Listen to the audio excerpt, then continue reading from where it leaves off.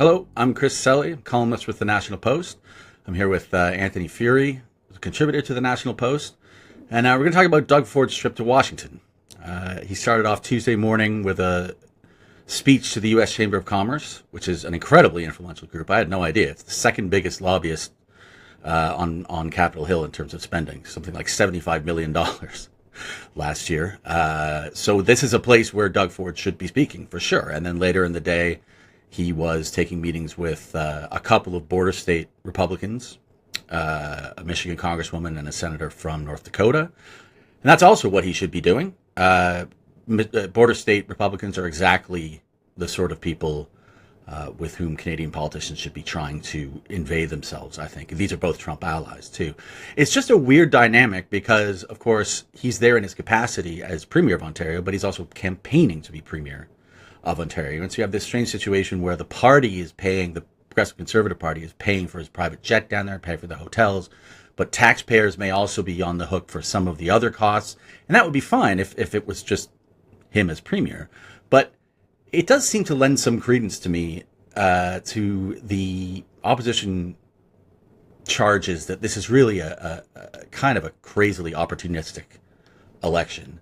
And you know, if it's so important that he lead us through this, why not just go ahead and lead us through this? Do you have any qualms about this trip, Anthony? Well, I think you laid it out pretty well, Chris, because the whole reason we're having this election, according to Doug Ford, is he needs a strong majority to respond to the tariff situation and to respond to Donald Trump.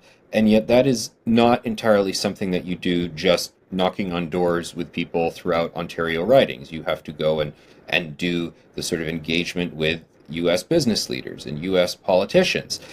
So in some sense, this is the most sort of foreign affairs that Doug Ford has ever done in terms of spending time in the U.S. with the U.S. Chamber. He's on CNN, he's on Fox News. I mean, anyone would love to have media during a campaign, but normally you want to have it here in Canada, domestic media.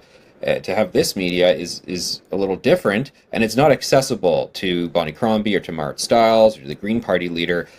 Because nobody there cares to hear from them because they're just running for the job. They're not decision makers.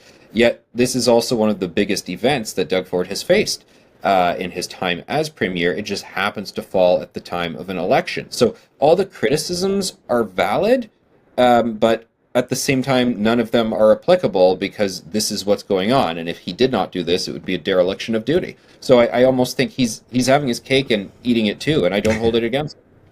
Yeah. No, and the problem, of course, is it's a really tricky thing for the opposition to try to campaign to win an election that they insist shouldn't be happening.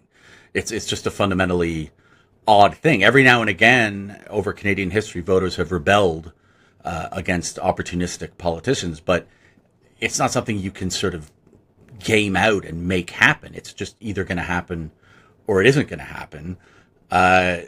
So yeah, I think that's a good description, having his cake and eating it too. He hears the criticisms. He doesn't care.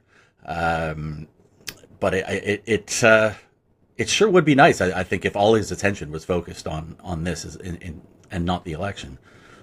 No, and that's an argument to be had for not having the election. And I do think that if we were in normal times and we were just talking about domestic issues, there would probably be a narrative shift that could see Doug Ford suffer, downgraded to a minority or whatnot, and a massive change happens because we see politicians get punished for calling early elections and things get lost and they lose their grip on the narrative.